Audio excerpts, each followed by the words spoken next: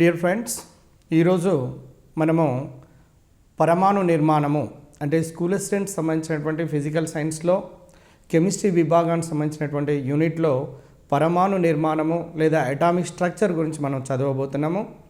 లేదా ఆ విషయాలు ఎగ్జామినేషన్ పాయింట్ ఆఫ్ వ్యూలో అడుగుతున్నటువంటి క్వశ్చన్స్, ప్రీవియస్ క్వశ్చన్స్ ఎలా ఉన్నవి, మనం ఏ విధంగా చదివినట్లయితే మనము ఈ డిఎస్సి లోపల లేదా టీఆర్టీ ఎగ్జామినేషన్ లోపల సక్సెస్ అవుతాము అన్నటువంటి అంశాల గురించి మనం చూడబోతున్నాము.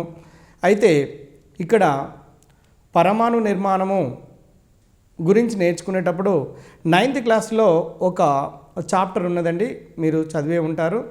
పరమాణువులో ఏముంది చూడండి, పరమాణువులో ఏముంది అని బేసిక్ అంశాల మీద ఇవ్వడం జరిగింది. అదేవిధంగా ఇంటర్మీడియట్ లోపల కూడా పరమాణు నిర్మాణం అనే చాప్టర్ ఉన్నది. ఈ రెండింటిని సమ్మిళితం చేస్తూ మనము ఒకటిగా నేర్చుకోవడం జరుగుతున్నది. అయితే పరమాణువు లోపల ఉండబడినటువంటి మౌలిక కణాలేంటి, ఎలక్ట్రాన్, ప్రోటాన్, న్యూట్రాన్ల గురించి, వాటి ఆవేశాల గురించి, వాటికి సంబంధించిన ధర్మాల గురించి చదవటం. తర్వాత పరమాణువు యొక్క సంఖ్య చూడండి, పరమాణు సంఖ్య అంటే ఏంటి, ద్రవ్యరాశి సంఖ్య అంటే ఏంటి, పరమాణు సంఖ్య ద్వారా ఎలక్ట్రాన్, ప్రోటాన్లను ఏ విధంగా తెలుసుకోవాలి, అదేవిధంగా న్యూట్రాన్ల సంఖ్యను ఏ విధంగా తెలుసుకోవాలి ఒక పరమాణువు లోపల ఉన్నటువంటి దాని మీద. అదేవిధంగా పరమాణు సంఖ్య, ద్రవ్యరాశి సంఖ్య, మౌలిక కణాలు లేదా మూల కణాలు తెలిసిన తర్వాత వివిధ రకాల నమూనాల గురించి కూడా ఇవ్వడం జరిగిందండి. అందులో మొదటి నమూనా మీరు తెలిసే ఉంటుంది, పుచ్చకాయ నమూనా లేదా జేజే థామ్సన్ నమూనా, రూథర్ఫోర్డ్ నమూనా, బోర్ నమూనా, సోమర్ఫీల్డ్ నమూనా. ఈ విధంగా పరమాణు నమూనాలు, వివిధ రకాల నమూనాలు, వాటి లోపల ఉండబడినటువంటి అంశాలు గురించి మనం చదవబోతున్నాము.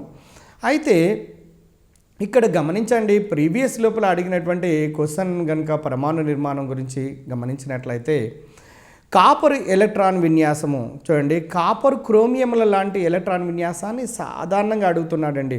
కాబట్టి మీరు కాపర్ క్రోమియంల యొక్క ఎలక్ట్రాన్ విన్యాసాన్ని జాగ్రత్తగా గమనించండి. అంటే ప్రతి లర్నర్కు, అంటే ఎవరైతే ఈ TRT examination school assistants physical science రాస్తున్నారో వాళ్ళకు తప్పకుండా ఎలక్ట్రాన్ విన్యాసాలను రాయడం పూర్తిగా మనకు తెలుసుకొని ఉండాలండి. మీకు తెలుసు, హైడ్రోజన్ నుంచి అట్లీస్ట్ కాపర్ వరకు ఎలక్ట్రాన్ విన్యాసాలను కనుక తెలిసి ఉన్నట్లయితే మనకు ఈ పరమాణు నిర్మాణం సులభంగా చదవటం లేదా అధ్యయనం చేయటం అనేది జరుగుతున్నది. అదేవిధంగా వివిధ గ్రూపు మూలకాలను కూడా గుర్తుంచుకోవాలి. ఫస్ట్ ఏ గ్రూపు, సెకండ్ ఏ, థర్డ్ ఏ, ఫోర్త్ ఏ మీకు గత క్లాసులలో గుర్తు చేయడం జరిగినది.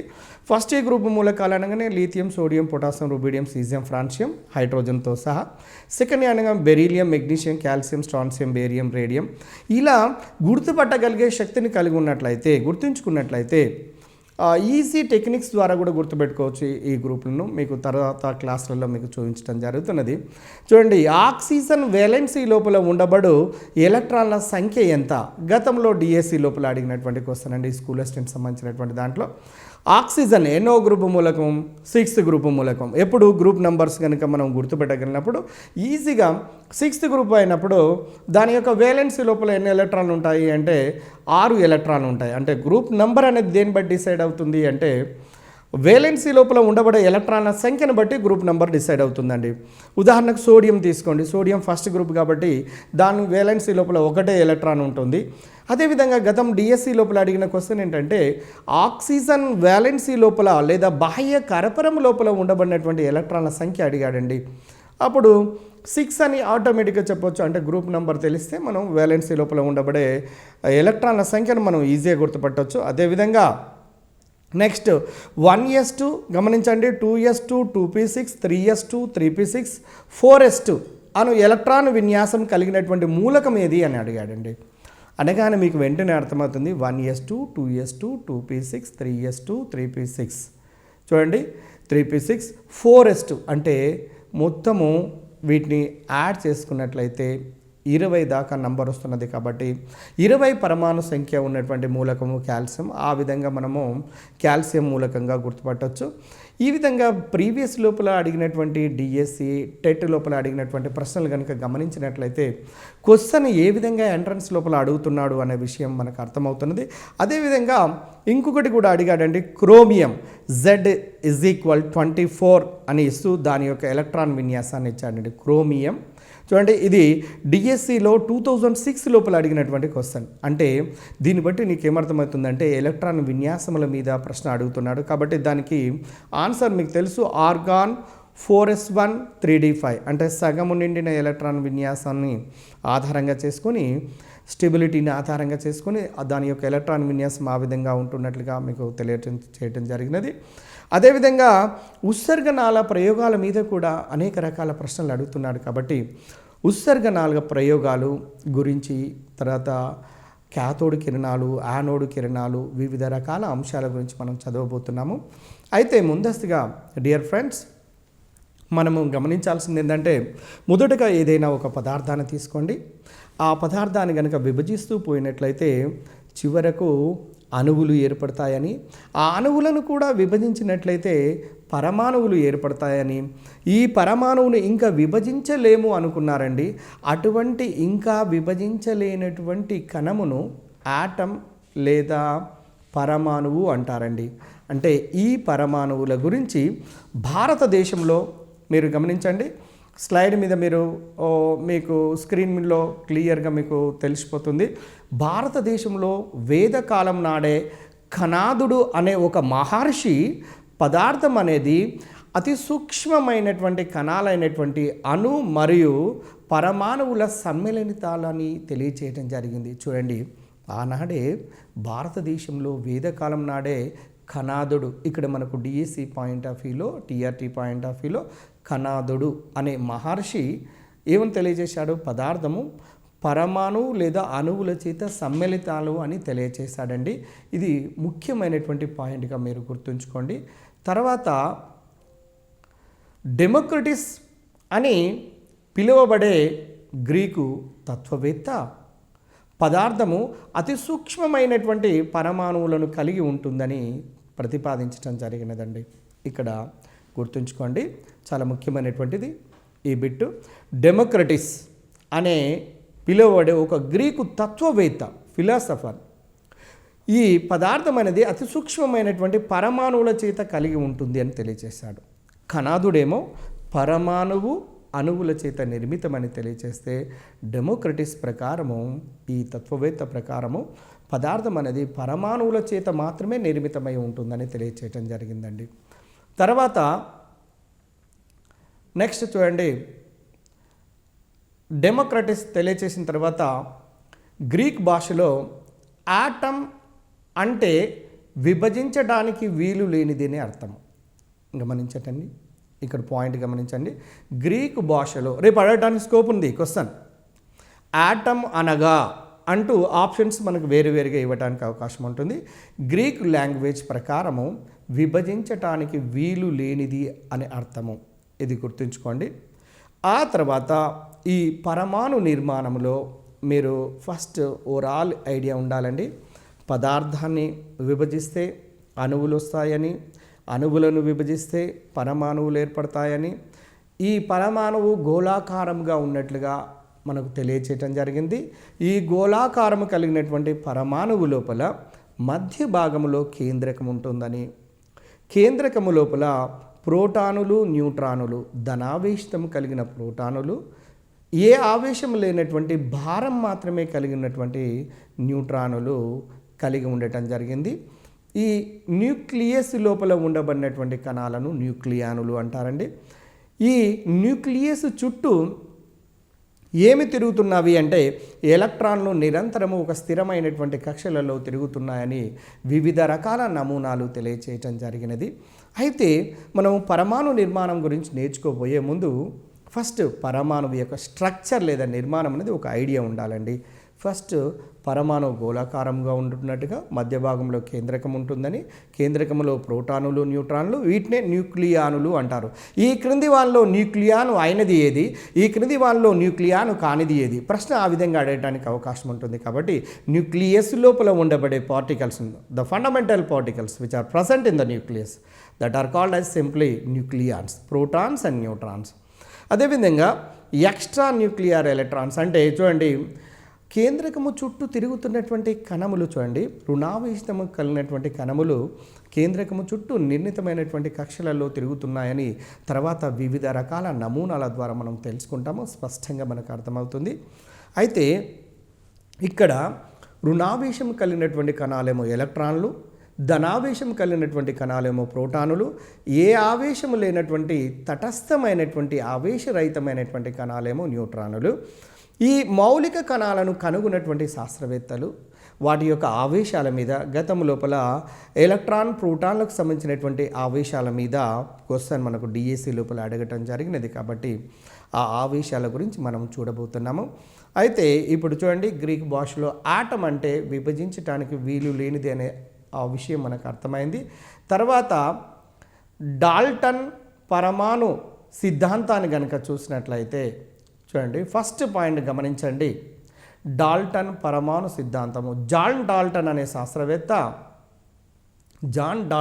శాస్త్రవేత్త పదార్థము అనేది పరమాణువులు అనబడే కణములను కలిగి ఉండి ఇవి విభజించడానికి వీలైనటువంటి సూక్ష్మాతి సూక్ష్మమైనవి అనే విషయాన్ని జాన్ డాల్టన్ తెలియచేయటం జరిగినది.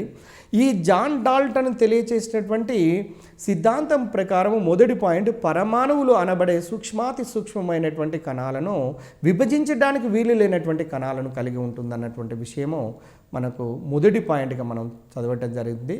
తర్వాత రెండవ పాయింట్ చూడండి, ఒకే మూలకానికి చెందినటువంటి పరమాణువులన్నీ ఒకే రకంగా ఉంటాయి, అన్ని ధర్మాలలో ఒకే రకంగా ప్రవర్తిస్తాయండి.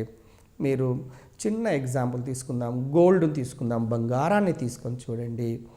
బంగారమును గనుక ఏయు దాని యొక్క సింబల్, బంగారమును గనుక తీసుకొని దాన్ని విభజిస్తే చివరికి బంగారపు పరమాణువులు ఏర్పడతాయి.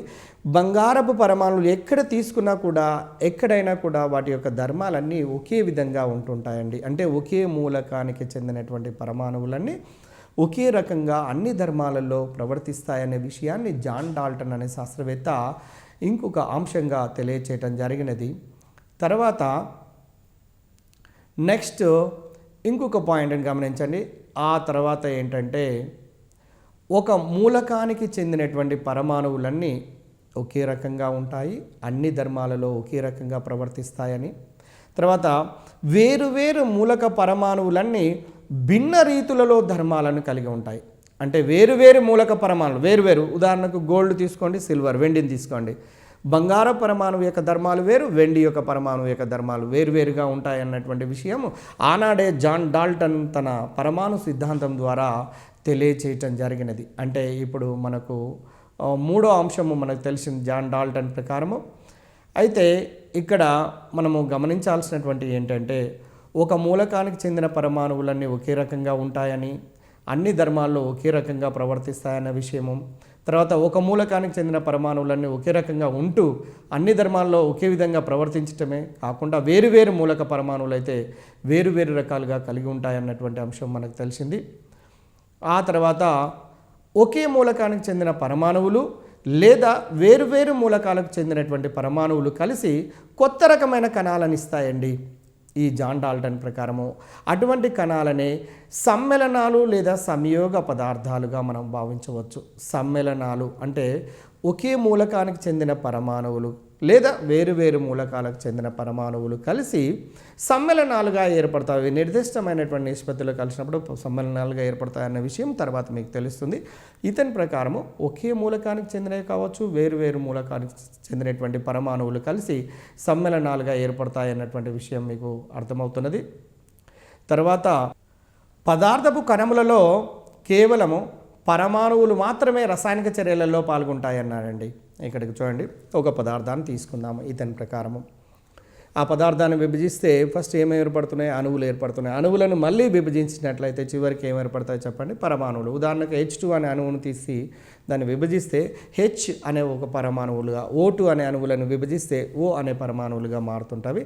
అయితే ఇతని సిద్ధాంతం ప్రకారం, జాన్ డాల్టన్ ప్రకారము పదార్థము కణములలో కేవలము పరమాణువులు మాత్రమే రసాయనిక చర్యలలో పాల్గొంటాయి అనే విషయాన్ని తెలియచేయడం జరిగినదండి. కాబట్టి ఈ విషయాన్ని మీరు గమనించాలి. ఎందుకంటే ఈ సిద్ధాంతం లోపల ఉండబడినటువంటి ప్రతిపాదనలు అడగటానికి కూడా స్కోప్ ఉన్నది. కాబట్టి మీరు ఆ విధంగా మీరు గుర్తుంచుకొని ఇక్కడ ఇప్పటి వరకు మీరు నేర్చుకున్నటువంటి అంశాలన్నీ కూడా రూథర్ఫర్డ్ సిద్ధాంతం లోపల జాన్ డాల్టన్ సిద్ధాంతం లోపల ఉండబడినటువంటి అంశాల గురించి మనం చదవడం జరిగినది. తర్వాత వేరొక అంశాన్ని గురించి మనం నేర్చుకోబోతున్నాము. మీరు పరమాణు నిర్మాణం గురించి మనం చదువుతున్నాము. పరమాణు నిర్మాణం గురించి చదివేటప్పుడు పరమాణువు లోపల ఉండబడినటువంటి వివిధ మౌలిక కణాలైనటువంటి ఎలక్ట్రానులు, ప్రోటానులు, న్యూట్రానులు ఇప్పుడే మనం చదివాము. పరమాణు మధ్య భాగంలో కేంద్రకం ఉంటుందని, కేంద్రకం లోపల ప్రోటానులు, న్యూట్రాన్లు ఉంటాయని, వాటిని న్యూక్లియానులు అంటారని, అదేవిధంగా కేంద్రకం చుట్టూ తిరుగుతున్నటువంటి రుణావేశితమైనటువంటి కణాలు ఉంటాయని వాటిని ఎలక్ట్రాన్లుగా పేరు పెట్టడం జరిగినది. అయితే ఇవి మొత్తము 3 ప్రాథమిక కణాలే కాకుండా ద్వితీయ కణాలు కూడా న్యూక్లియస్ లోపల ప్రోటాన్, న్యూట్రాన్ల అన్యోన్యమైన చర్యల ఫలితంగా కొన్ని సుమారుగా 100 దాకా కణాలు ఏర్పడినప్పటికీ కూడా వాటి యొక్క లైఫ్ టైం లేదా జీవితకాలం తక్కువగా ఉండేది. కాబట్టి ఈ ప్రధానమైనటువంటి ఎలక్ట్రాన్, ప్రోటాన్లకు, న్యూట్రాన్లకు మాత్రమే ఇంపార్టెన్స్ ఇవ్వడం జరిగినది. డిఎస్సి ఎగ్జామినేషన్ పాయింట్ ఆఫ్ వ్యూలో చూసినట్లయితే ఎలక్ట్రాన్, ప్రోటాన్ల యొక్క ఛార్జ్ని అడగటమే కాకుండా వాటి యొక్క భారము, వాటి కనుగొన్నటువంటి శాస్త్రవేత్తలు అంటే ఎలక్ట్రాన్లను కనుగొన్న శాస్త్రవేత్త లేదా ప్రోటాన్లను కనుగొన్నటువంటి శాస్త్రవేత్త లేదా క్యాథోడ్ కిరణాలు, యానోడ్ కిరణాల గురించి అడగడం జరుగుతున్నదండి. అయితే ఇక్కడ మనం ఒక విషయాన్ని గమనించాలండి. ఉత్సర్గనాళ ప్రయోగాలకు సంబంధించినటువంటి అంటే ఉత్సర్గనాళ ప్రయోగాల ద్వారా క్యాథోడ్ కిరణములు, యానోడ్ కిరణముల గురించి మనము చదువుకుంటాము. ఈ క్యాథోడ్ కిరణాలు అనేవేమో రుణావేశిత కిరణాలని, యానోడ్ కిరణాలు ధనావేశిత కిరణాలని. క్యాథోడ్ కిరణాలేమో క్యాథోడ్ నుండి ప్రయాణమై యానోడ్ వైపు ప్రయాణం చేస్తే, యానోడ్ కిరణాలేమో యానోడ్ అనే ధ్రువం నుంచి క్యాథోడ్ వైపు ప్రయాణం చేస్తుంటాయి. ఇవి ఎగ్జాక్ట్లీ ఆపోజిషన్ లోపల ఉంటుంటాయి. కాథోడ్ కిరణాలకు రుణావేశం ఉంటుందని, యానోడ్ కిరణాలకు ధనావేశం ఉంటుందని, వీటినే కెనాల్ కిరణములు, ధనావేశిత కిరణాలు అని కూడా అంటారని వాటిపైన గత డిఎస్సి లోపల చాలా సందర్భాల్లో క్వశ్చన్స్ అడగటం జరిగినది. కాబట్టి వాటికి సంబంధించినటువంటి అంశాలను మీరు స్క్రీన్ పైన జాగ్రత్తగా అబ్జర్వ్ చేయండి. మొదటగా రుణధ్రువ కిరణాల గురించి మనం చదువుదామండి. అంటే ఉత్సర్గనాళ ప్రయోగం లోపల ఉండబడినటువంటి పరిస్థితులు చాలా ముఖ్యమైనటువంటివి.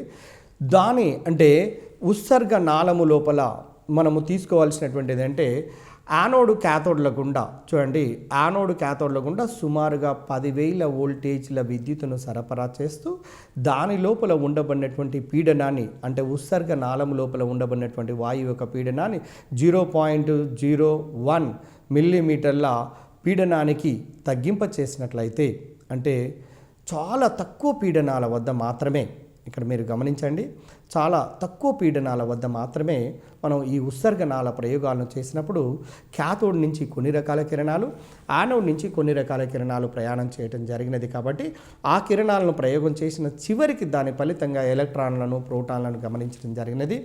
అయితే ఇక్కడ మీరు గమనించండి, మొదటి పాయింట్ ఏంటంటే ఇంగ్లాండ్కు చెందినటువంటి విలియం క్రూక్స్ 1878వ సంవత్సరంలో జరిపినటువంటి ఉత్సర్గనాళ ప్రయోగాల వలన పరమాణువులోని మౌలిక కణాల యొక్క విషయం గురించి గమనించండి, పరమాణువులోని మౌలిక కణాల విషయం గురించి తెలియచేయటం జరిగినది. విద్యుత్ ఉత్సర్గనాళిక స్తూపాకారపు గాజు గొట్టంలా ఉండి ఇరు చివర్లోనూ లోహపు విద్యుత్ ద్వారాలు అంటే యానోడ్ క్యాథోడ్లు మరియు పక్క గొట్టాన్ని కలిగి ఉంటుందండి. పక్కన ఒక గొట్టాన్ని కలిగి ఉంటుంది. తర్వాత నెక్స్ట్ మీరు పాయింట్ గమనించినట్లయితే లోహపు విద్యుత్ ద్వారాలు ఒకటి ధన విద్యుత్ ద్వారము లేదా యానోడ్ గాను, రెండవది రుణ విద్యుత్ ద్వారము లేదా క్యాథోడ్ గాను పనిచేస్తూ ఉంటాయి ఈ ఉత్సర్గనాళ ప్రయోగాల లోపల. డియర్ ఫ్రెండ్స్, మీరు చూస్తూనే ఉన్నారు, అటామిక్ స్ట్రక్చర్ గురించి చదువుతున్నాము. అటామిక్ స్ట్రక్చర్ లోపల లేదా పరమాణు నిర్మాణం లోపల పరమాణు గోళాకారంగా ఉంటున్నట్టుగా మధ్య భాగంలో కేంద్రకం ఉంటుందని, మధ్య భాగంలో ప్రోటానులు మరియు న్యూట్రానులు, కేంద్రకం చుట్టూ ఎలక్ట్రాన్లు ఉంటాయన్న విషయం మీ అందరికీ తెలిసినటువంటిదే. అయితే ఉత్సర్గనాళ ప్రయోగాలలో మనం క్యాథోడ్ కిరణాలు, యానోడ్ కిరణాల గురించి మనం చదువుతున్నాము. అయితే ఇక్కడ మనం గమనించాల్సినటువంటి ఇంకొక అంశం ఏంటంటే విద్యుత్ ద్వారాలను అంటే ఎలక్ట్రోడ్స్ను అధిక వోల్టేజ్ విద్యుత్ జనకానికి సుమారుగా 10,000 వోల్టుల విద్యుత్తును కలుపుతారండి. 10,000 వోల్ట్స్. ఇక్కడ ముఖ్యమైనటువంటి పాయింట్ ఏంటంటే 10,000 వోల్ట్స్. తర్వాత నెక్స్ట్ది ఈ పాయింట్ గమనించండి, విద్యుత్ ఉత్సర్గ నాళికలోని గాలిని తీసివేసి, గతంలో మీరు గమనించండి, పీడనాన్ని 0.01 కాదండి 0.001 మిల్లీమీటర్ల పీడనానికి తగ్గించినప్పుడు గమనించండి, ఇక్కడ పీడనము 0.01 కాదు 0.01 మిల్లీమీటర్ల పీడనానికి తగ్గించినప్పుడు ఉత్సర్గ నాళిక అంతటా కూడా ఆకుపచ్చని వెలుగు కనిపిస్తుందండి. ఇది ఉత్సర్గ నాళ ప్రయోగాలలో చాలా ముఖ్యమైనటువంటిది. ఇక్కడ విద్యుత్ ఎంత 10,000 వోల్ట్స్, పీడనం ఎంత 0.001 మిల్లీమీటర్స్ పీడనం అండి. ఆ విధంగా ఉన్నప్పుడు మాత్రమే ఆ విద్యుత్ ఉత్సర్గ నాళం లోపల ఒక ఆకుపచ్చని వెలుగు కనపడుతుందండి. ఇది ముఖ్యమైనటువంటి పాయింట్. ఆ తర్వాత చూడండి, ఉత్సర్గ నాళికలోని మార్పులను గమనించడానికి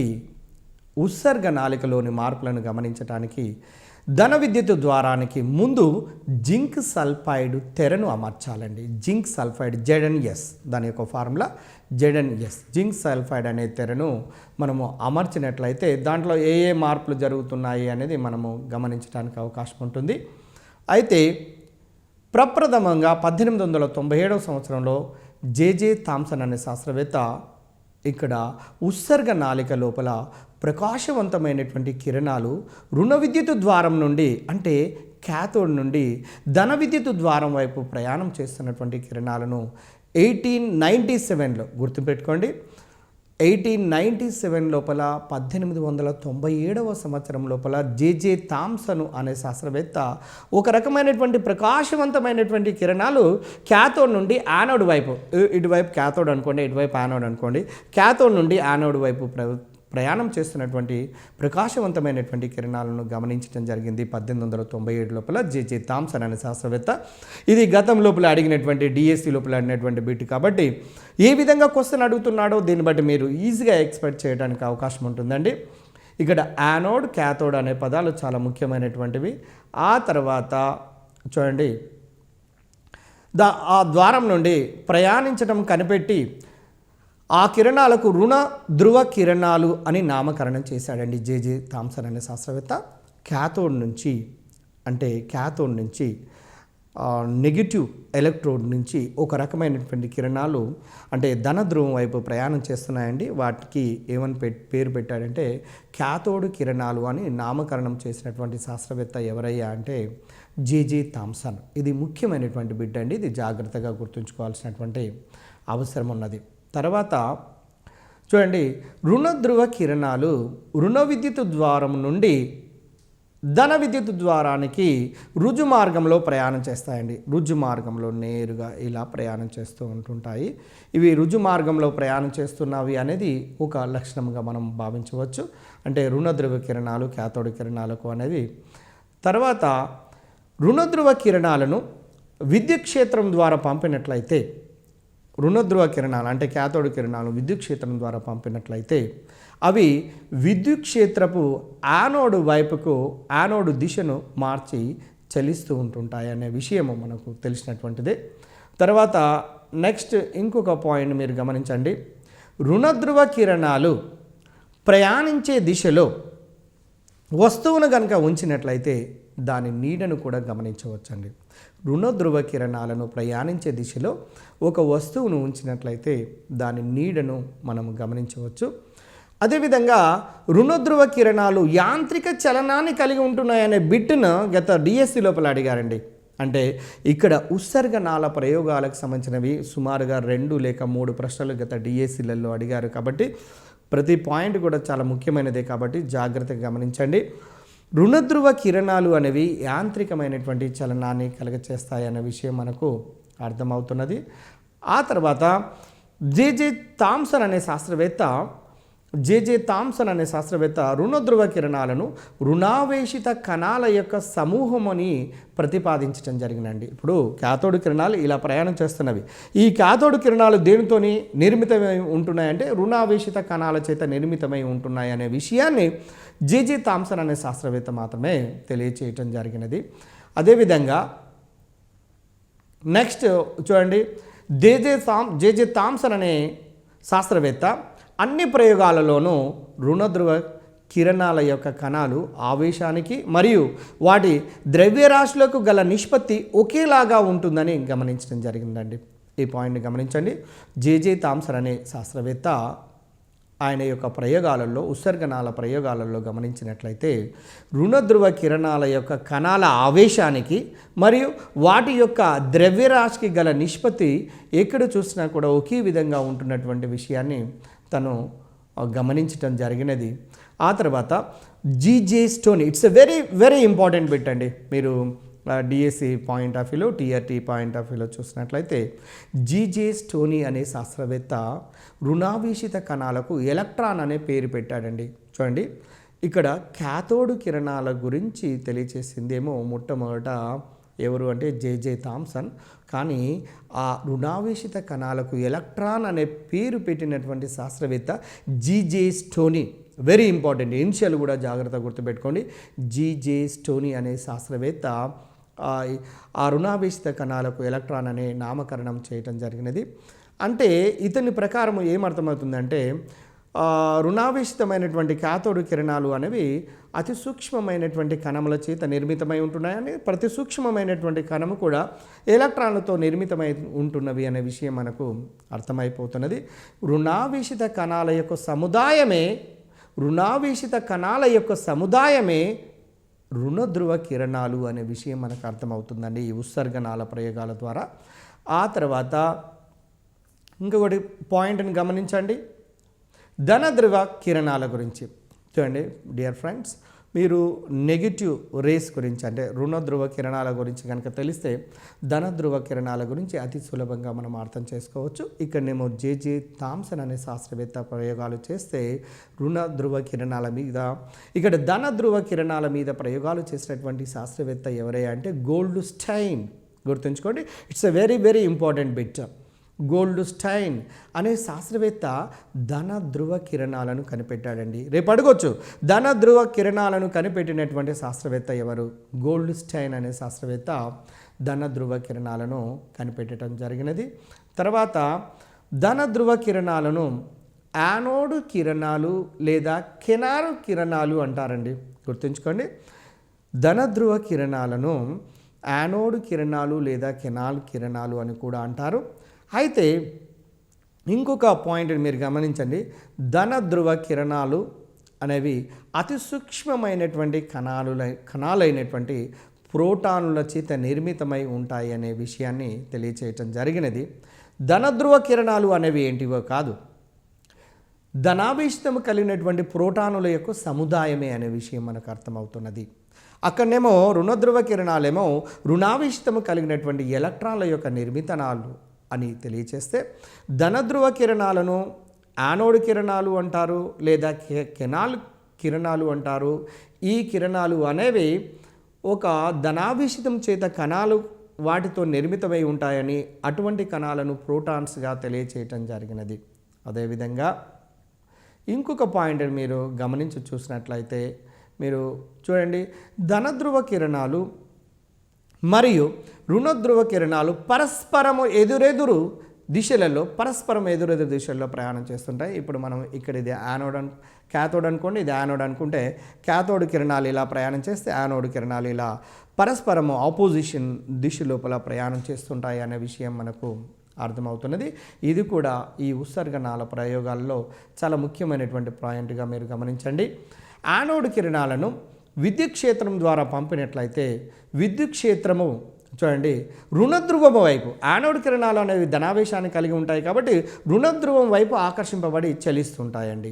అంటే అటువైపు విచలనం చెందుతూ ప్రయాణం చేస్తాయి అన్న విషయం మనకు అర్థమవుతుంది.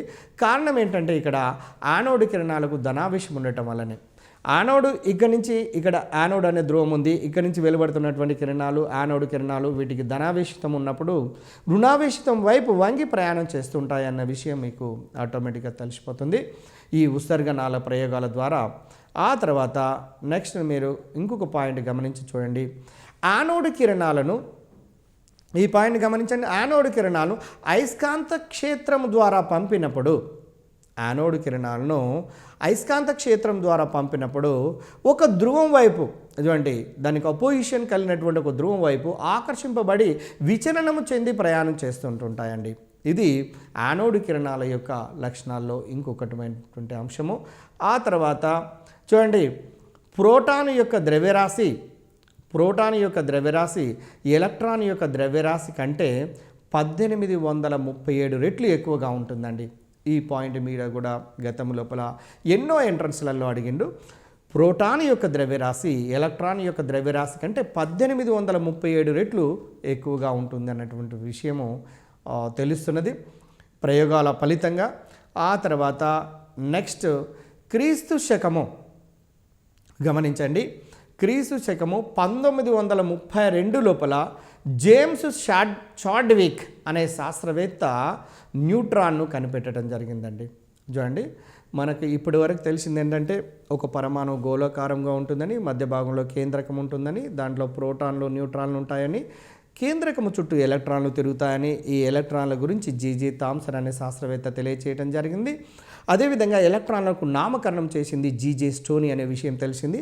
కేంద్రకము లోపల ఉండబడినటువంటి ధనావేశమైనటువంటి ప్రోటానులు అనేవి కిరణాల లోపల నిర్మితాలు అనే విషయం తెలిసిన తర్వాత నెక్స్ట్ ఇంకొక కణం మాత్రమే ఉన్నది. ఒకవేళ పరమాణువు యొక్క భారము మొత్తము కూడా పరమాణువు లోపల ఈ రెండు కణాలే కనుక ఉంటే, ప్రోటాన్లు ఎలక్ట్రాన్లు మాత్రమే ఉంటే, ప్రోటాన్లకు ధనావేశము ఎలక్ట్రాన్లకు రుణావేశం కలిగినటువంటి ఓన్లీ ఈ రెండు వ్యతిరేకమైనటువంటి ఆవేశం కలిగినటువంటి రెండు కణాలే పరమాణువులు ఉంటే, ఆ రెండు కణాల యొక్క భారము మొత్తము పరమాణువు యొక్క భారానికి సమానంగా ఉండాలి. కానీ ఆ విధంగా ఉండటం లేదు. కాబట్టి 1932వ సంవత్సరం లోపల జేమ్స్ చాడ్విక్ అనే శాస్త్రవేత్త న్యూట్రాన్ను చార్జ్లెస్ పార్టికల్స్ను న్యూక్లియర్ రియాక్షన్స్ ద్వారా ఇతను గమనించడం జరిగినది. కాబట్టి న్యూట్రాన్లను కనుగొన్నటువంటి శాస్త్రవేత్త పేరు జేమ్స్ చాడ్విక్ అండి. ఎలక్ట్రాన్లను కనుగొన్నటువంటి శాస్త్రవేత్త పేరు జీజీ థామ్సన్. ప్రోటాన్లను కనుగొన్నటువంటి శాస్త్రవేత్త పేరు మీకు తెలుసు గోల్డ్స్టెయిన్. ఓకే, ఈ మూడు ముఖ్యమైనటువంటివి గతం లోపల అనేక ఎంట్రన్స్లలో అడిగినటువంటి బిట్లు. కాబట్టి మనం గుర్తుంచుకోవాల్సినటువంటి అవసరం ఎంతైనా ఉన్నది. ఆ తర్వాత ఇంకొక విషయాన్ని గమనించండి. యానోడ్ కిరణాలను అయస్కాంత క్షేత్రం ద్వారా పంపినట్లయితే ఆ క్షేత్రపు దక్షిణ ధ్రువం వైపు ఆకర్షింపబడి ప్రయాణం చేస్తూ ఉంటాయన్న విషయాన్ని కూడా మనం గమనించవచ్చు. యానోడ్ కిరణాలను అయస్కాంత క్షేత్రం ద్వారా పంపినప్పుడు అది విచలనం చెందుతూ అంటే దక్షిణ ధ్రువం వైపు ఆకర్షింపబడి ప్రయాణం చేస్తున్నవి అనే విషయము మనకు అర్థమవుతున్నది. ప్రాథమిక కణాలు అన్నా లేదా మూల కణాలు అన్నా ఫండమెంటల్ పార్టికల్స్ అన్నా ఒకటే. అయితే ఈ పరమాణు నిర్మాణంలో ప్రధానంగా మనం చదవబోయే అంశం ఏంటంటే పరమాణువు లోపల ఏ కణాలు ఉన్నాయి, ఎలక్ట్రాన్ ప్రోటాన్ న్యూట్రాన్లు వాటి యొక్క అమరిక ఏ విధంగా ఉన్నాయి, వాటి యొక్క ఎలక్ట్రాన్ విన్యాసాలు ఏ విధంగా ఉన్నవి, తర్వాత వివిధ రకాల సిద్ధాంతాలు, వివిధ రకాల నమూనాల గురించి, అనేక రకాల వర్ణపటాల గురించి ఇంకా తదితర అంశాల గురించి మనం ఈ చాప్టర్లో చర్చించబోతున్నాము. అయితే ఇక్కడ పరమాణువు లోపల ఉండబడిన ప్రాథమిక కణాలు ఎలక్ట్రాన్, ప్రోటాన్, న్యూట్రాన్. చూడండి ఈ క్రింది వానిలో ప్రాథమిక కణము కానటువంటిది ఇది. గత కాంపిటేటివ్ ఎగ్జామినేషన్లో అడిగాడండి. Electron, proton, neutron, chlorine. ప్రాథమిక కణము కానటువంటిది ఏంటిదంటే ఆన్సర్ ఇమీడియట్గా మీరు చెప్పొచ్చు క్లోరిన్ అనేది. ఎందుకంటే ఎలక్ట్రాన్, ప్రోటాన్, న్యూట్రాన్లు అనేవి పరమాణువు లోపల ఉండబడే ప్రాథమిక కణాలు అనే విషయం మీ అందరికీ తెలిసినటువంటిది. తర్వాత డియర్ ఫ్రెండ్స్, మీరు గమనిస్తున్నారు పరమాణు నిర్మాణం లోపల ఉండబడినటువంటి వివిధ మౌలిక కణాల యొక్క నిర్మాణము, వాటి యొక్క అంశాలను సంబంధించినటువంటివి. తర్వాత ఇక్కడ మీరు గమనించాల్సినటువంటి అంశం ఏంటంటే పరమాణువు లోపల ఉండబడినటువంటి మూడు మౌలిక కణాలు ఎలక్ట్రాన్లు, ప్రోటాన్లు, న్యూట్రాన్లు. వాటి యొక్క సింబల్ ఏంటి చెప్పండి, ఆటోమేటిక్ గుర్తుపట్టవచ్చు. ఎలక్ట్రాన్ స్మాల్ ఈతోని చూపిస్తారండి, ప్రోటాన్ అయితే స్మాల్ పీతోని చూపిస్తుంటాము, న్యూట్రాన్ స్మాల్ ఎన్తో చూపిస్తుంటాము. ఎలక్ట్రాన్ మీ అందరూ తెలుసు నెగిటివ్ ఛార్జ్ ఉంటుంది కాబట్టి -1 యూనిట్ గాను, అదే ప్రోటాన్కు పాజిటివ్ ఛార్జ్ ఉంటుంది కాబట్టి +1 యూనిట్ గాను, అదే న్యూట్రాన్కి అయితే 0 యూనిట్గా చేస్తారండి. అదే ఎలక్ట్రాన్ యొక్క ద్రవ్యరాశిని చూడండి 1/1837 వంతు అండి. హైడ్రోజన్ యొక్క ద్రవ్యరాశిలో ఎలక్ట్రాన్ యొక్క ద్రవ్యరాశి అనేది 1/1837 వంతు ఉంటుంది అన్న విషయం మీ అందరికీ తెలిసినటువంటిదే. ఇక ప్రోటాన్ యొక్క ద్రవ్యరాశి 1 యూనిట్కి సమానం అండి. ఇక్కడ 1 యూనిట్. న్యూట్రాన్ యొక్క ద్రవ్యరాశి కూడా 1 యూనిట్కి సమానం. అయితే ఇక్కడ గమనించాల్సినటువంటి విషయం ఏంటంటే ఎలక్ట్రాన్ యొక్క ఛార్జ్ గురించి అడుగుతున్నాడండి. మీ అందరికీ తెలుసు ఎలక్ట్రాన్ యొక్క ఛార్జ్ 1 చూడండి నెగిటివ్ ఛార్జ్ ఉంటుంది కాబట్టి ఎలక్ట్రాన్లకు 1.602 × 10⁻⁻19 కూలుమ్స్ మీరు కూలుములలో గతం లోపల అడిగినటువంటి డిఎస్సి లోపల అడిగినటువంటి బిట్ అండి. మైనస్ ఇక్కడ గమనించండి, ఎలక్ట్రాన్ యొక్క ఛార్జ్ ప్రోటాన్ యొక్క ఛార్జ్ రెండు కూడా సమానంగా ఉంటాయి. అయితే ఇవి వ్యతిరేకమైనటువంటి ఆవేశాలను కలిగి ఉంటాయి కాబట్టి మైనస్ 1.609 ఇంటూ 10⁻⁻19 కూలుంబుల విద్యుత్ ఆవేశాన్ని కలిగి ఉన్నట్లయితే అది ఎలక్ట్రాన్లకు. అదేవిధంగా అదే ప్రోటాన్లకు వచ్చినట్లయితే ప్లస్ 1.602 ఇంటూ 10⁻⁻19 కూలుంబుల ఆవేశాన్ని కలిగి ఉంటున్నది. అదేవిధంగా ఎలక్ట్రాన్ యొక్క ద్రవ్యరాశిని గమనించి చూడండి, 0.00055 AMU అటామిక్ మాస్ యూనిట్స్. చూడండి అదేవిధంగా ప్రోటాన్ యొక్క మాస్ని కనుక గమనించి చూసినట్లయితే 1.0073. అదేవిధంగా న్యూట్రాన్ యొక్క ద్రవ్యరాశిని గమనించి చూడండి 1.0087. అంటే న్యూట్రాన్ యొక్క ద్రవ్యరాశి ప్రోటాన్ యొక్క ద్రవ్యరాశి కంటే ఎలక్ట్రాన్ యొక్క ద్రవ్యరాశి కంటే ఎక్కువగా ఉంటుంది. కాబట్టి రేపు ఎంట్రన్స్ లోపల ఇలా ప్రశ్న చేయొచ్చండి, పరమాణువు లోపల ఉండబడినటువంటి ఏ ప్రాథమిక కణము అత్యధిక భారాన్ని కలిగి ఉంటుంది? న్యూట్రానులు, తర్వాత ప్రోటాన్లు, తర్వాత ఎలక్ట్రాన్లు. వాటి యొక్క భారాల యొక్క క్రమం అడగొచ్చండి.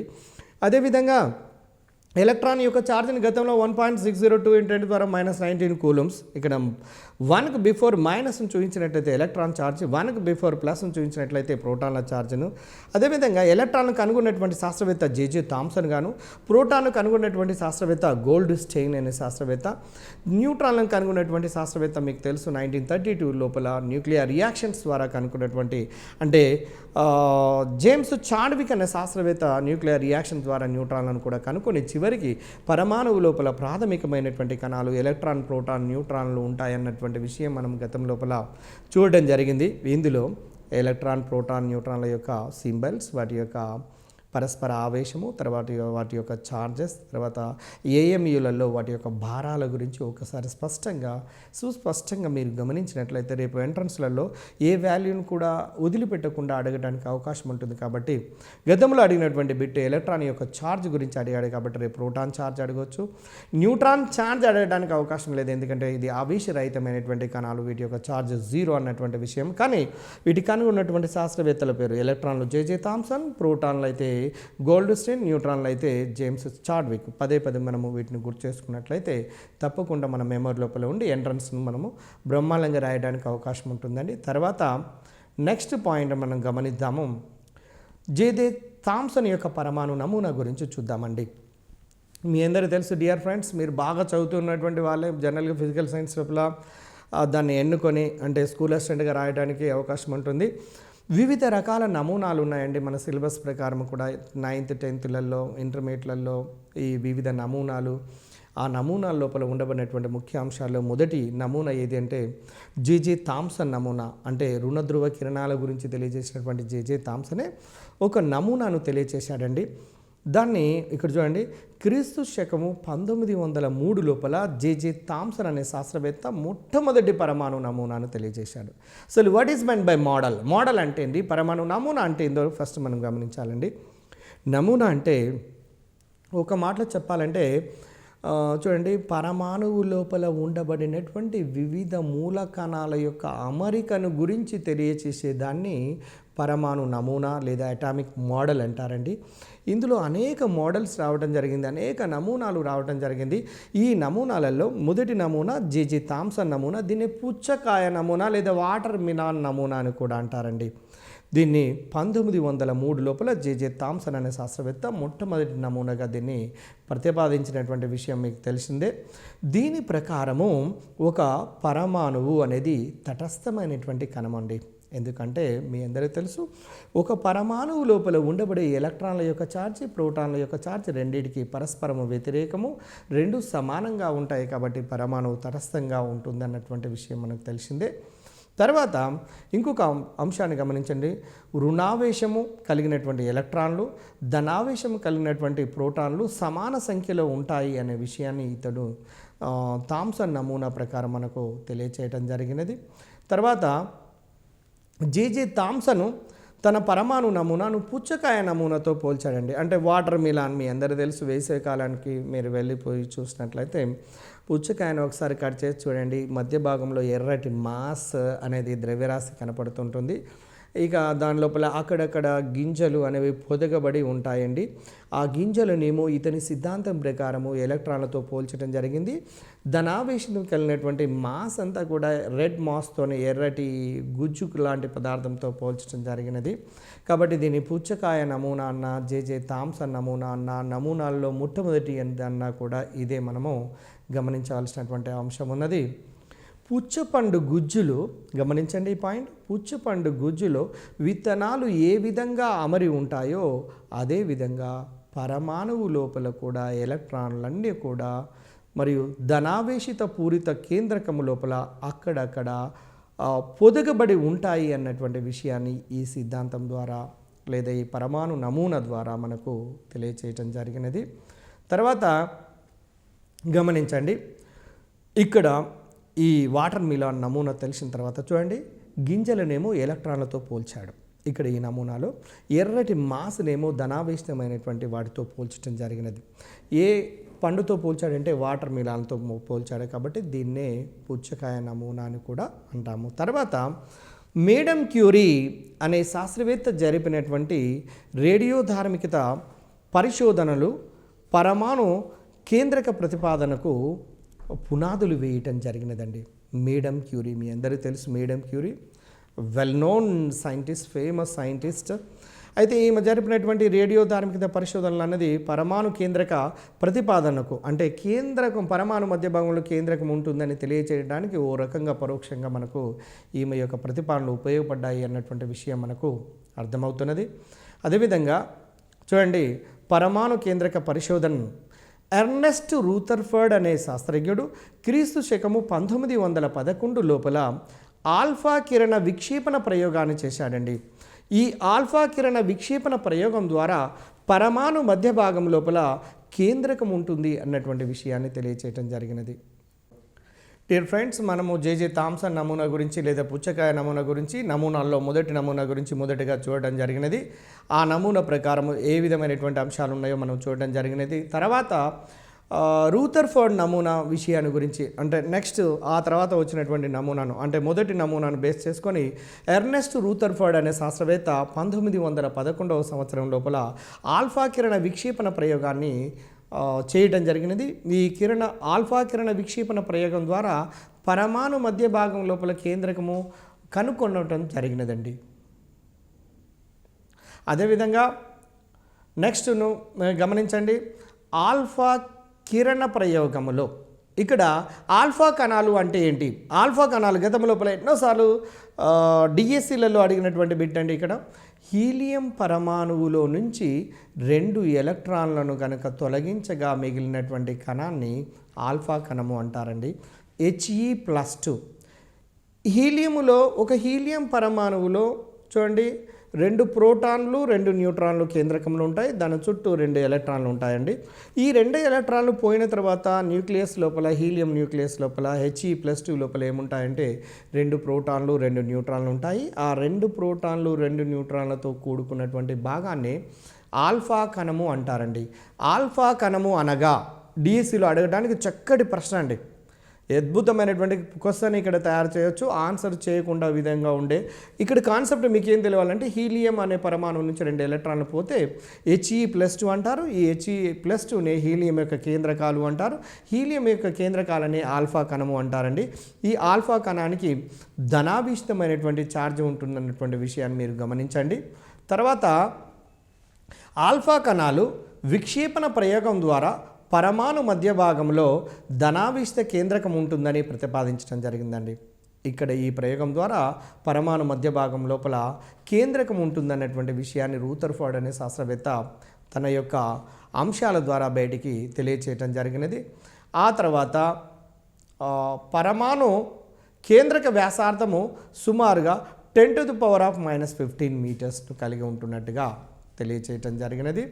ఆ తర్వాత మోస్లే అనే శాస్త్రవేత్త చూడండి, మోస్లే అనే శాస్త్రవేత్త జరిపినటువంటి ఎక్స్ కిరణ ప్రయోగ ఫలితంగా ప్రతి మూలకపు పరమాణువులో ప్రోటానుల సంఖ్య మరియు ఎలక్ట్రాన్ల సంఖ్య సమానంగా ఉంటాయి అనే విషయాన్ని మోస్లే అనే శాస్త్రవేత్త తెలియచేయటం జరిగినది. గమనించండి, ఇక్కడ మూస్లీ అనే శాస్త్రవేత్త పరమాణు సంఖ్యను కనుగొన్నటువంటి శాస్త్రవేత్త అండి. ఇతని ప్రకారము చూడండి, ప్రతి మూలక పరమాణువులో ప్రోటాన్ల సంఖ్య మరియు ఎలక్ట్రాన్ల సంఖ్య సమానంగా ఉంటాయని. ఉదాహరణకు హీలియం తీసుకోండి. హీలియం పరమాణు సంఖ్య 2 అండి. దాంట్లో ఎన్ని ఎలక్ట్రాన్లు ఉంటాయంటే 2 ఎలక్ట్రాన్లు. ఎన్ని ప్రోటాన్లు ఉంటాయంటే 2 ప్రోటాన్లు ఉంటాయి. 2 ఎలక్ట్రాన్లు 2 ప్రోటాన్లు అంటే సమాన సంఖ్యలో. ఎక్స్ అనే మూలకానికి 100 అనుకుందామండి దాని యొక్క పరమాణు సంఖ్య. దాంట్లో ఎన్ని ఎలక్ట్రాన్లు ఉంటాయంటే 100 ఎలక్ట్రాన్లు ఉంటాయి. ఎన్ని ప్రోటాన్లు ఉంటాయంటే 100 ప్రోటాన్లు ఉంటాయని. అంటే సమాన సంఖ్య లోపల ఉంటున్నాయనే విషయాన్ని ఈ మూస్లీ అనే శాస్త్రవేత్త తెలియచేయటం జరిగినది. అదేవిధంగా పరమాణు సంఖ్యను జెడ్ అనే అక్షరంతో చూపిస్తాము. పరమాణు సంఖ్య ఈజ్ ఈక్వల్ట్ ప్రోటానుల సంఖ్య లేదా ఎలక్ట్రాన్ల సంఖ్య అండి.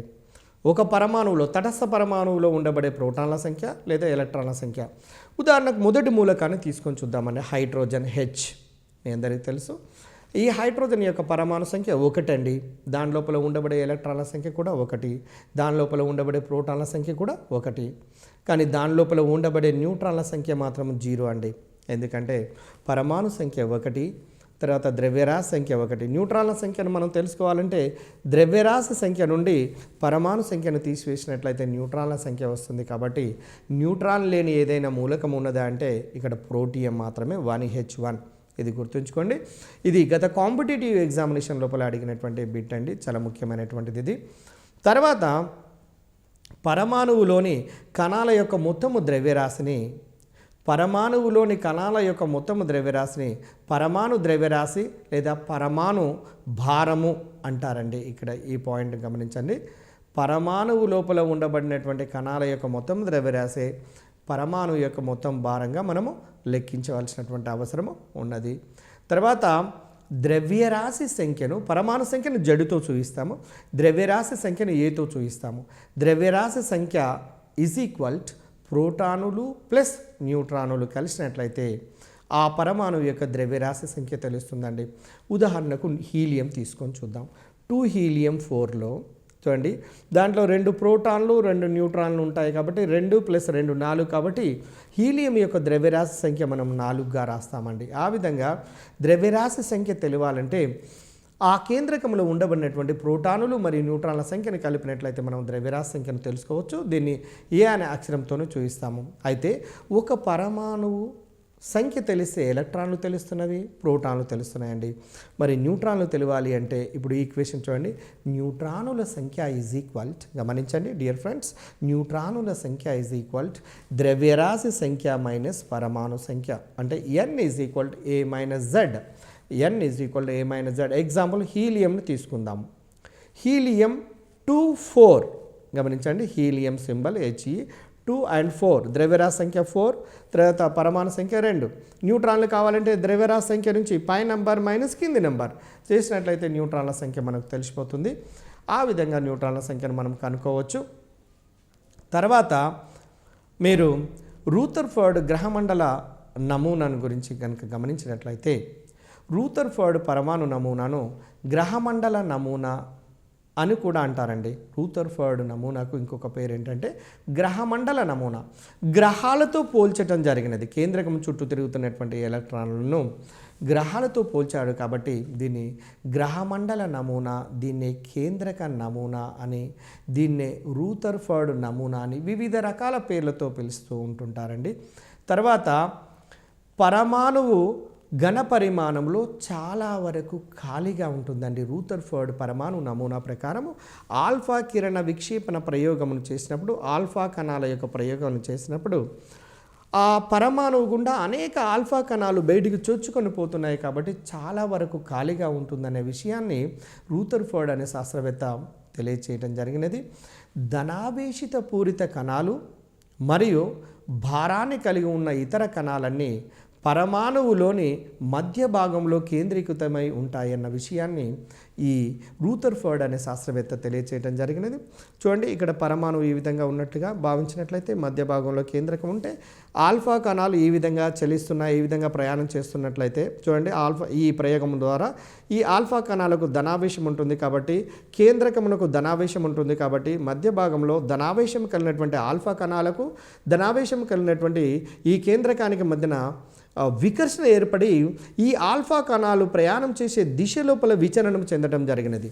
అదేవిధంగా ఆల్ఫా కణాలు ఎక్కువ భాగం పరమాణువు గుండా చొచ్చుకొని పోయాయి కాబట్టి పరమాణువు లోపల ఎక్కువ భాగం ఖాళీ ప్రదేశం ఉంటుందని, ఎగ్జాక్ట్లీ 20,000 కణాలలో ఒక ఆల్ఫా కణం మాత్రమే, చూడండి 20,000 కణాలలో ఒక ఆల్ఫా కణం మాత్రమే కేంద్రకం మధ్య గుండా పోయినప్పుడు ఒక ఆల్ఫా కణం వెనుతిరిగి వచ్చేస్తుంది. అంటే ఆల్ఫా కణానికి ఎగ్జాక్ట్లీ ధనావేశం ఉంటుంది కాబట్టి కేంద్రకానికి కూడా మధ్య భాగంలో ధనావేశం ఉంటుంది కాబట్టి ఈ పరస్పర వికర్షణ వలన 20,000 కణాలలో ఒక కణం మాత్రమే బయటికి వెనకకు వెనుదిరిగి వస్తుంది. అంటే దాన్ని బట్టి మనకు ఏమర్థమవుతుంది అంటే పరమాణు యొక్క భారము మొత్తము కూడా మధ్య భాగంలో స్వల్పమైన ప్రదేశంలో అల్పమైన ప్రదేశం లోపల కేంద్రీకృతమై ఉంటుందని, దాని చుట్టూరా ఖాళీ ప్రదేశం ఉంటుందని, ఎందుకంటే ఎక్కువ కణాలు ఆల్ఫా కణాలు దాని గుండా చొచ్చుకుపోతున్నట్లుగా మనకు తెలియచేయటం జరిగినది.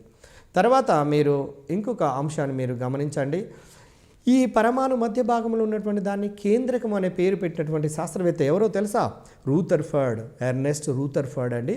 కేంద్రకాన్ని కనుగొన్నది ఎర్నెస్ట్ రూథర్ఫర్డ్, ఎలక్ట్రాన్లను కనుగొన్నది జేజే థామ్సన్, ప్రోటాన్లను కనుగొన్నది గోల్డ్స్టీన్, న్యూట్రాన్లను కనుగొన్నది జేమ్స్ చాడ్విక్ అండి. మీ కనుగొన్న శాస్త్రవేత్తల మీద అనేక సందర్భాల్లో అనేక కాంపిటేటివ్ ఎగ్జామినేషన్ లోపల క్వశ్చన్స్ అడగడం జరిగింది కాబట్టి ఈ గుర్తుంచుకోవాల్సినటువంటి అవసరం ఉన్నది డియర్ ఫ్రెండ్స్.